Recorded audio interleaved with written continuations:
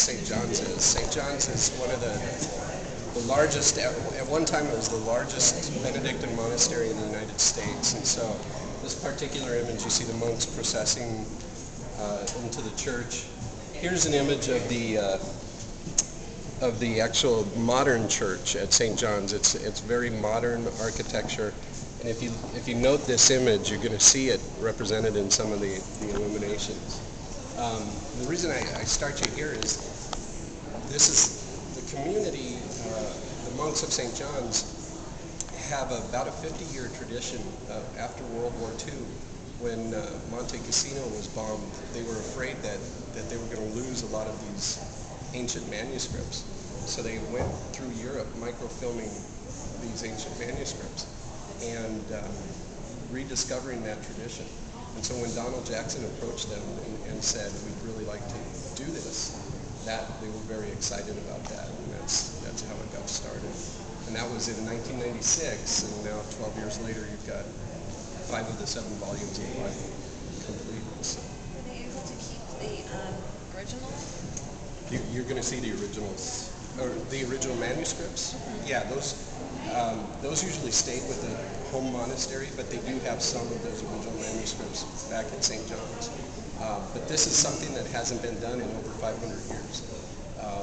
That since the invention of the printing press, no one has handwritten a Bible, or fully illuminated it, as you can see. Now the other aspect, and this kind of describes how it's been done, there's a committee of theologians and religious artists at St. John's, and they provide what's called a theological brief to the artist, and then the artist takes the theological brief and incorporates that into his art. That committee has to approve the art before it gets put on the page. So this isn't just some artist rendition of what the scriptures might look like. It's a highly theologically informed idea of what the scriptures would look like.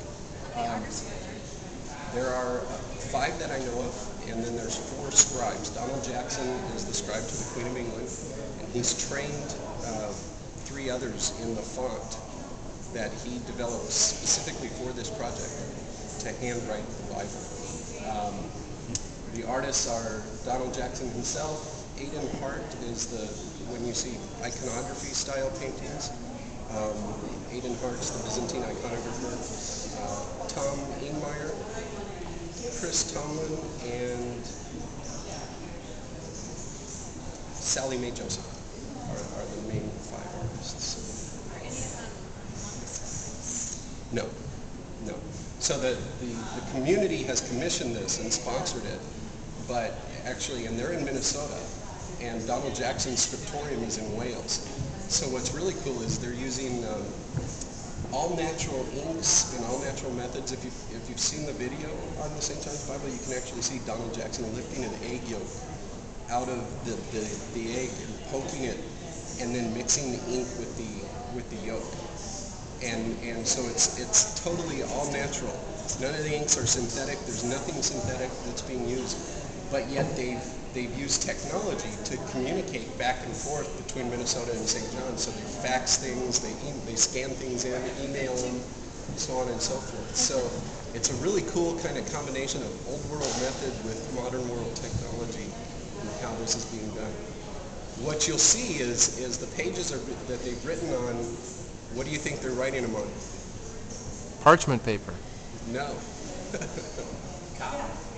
No. Animal skin. Calfskin, actually, to be true about it. And it's called vellum, and it's stretched and then conditioned on both sides of the vellum so that they can write on both sides of the vellum.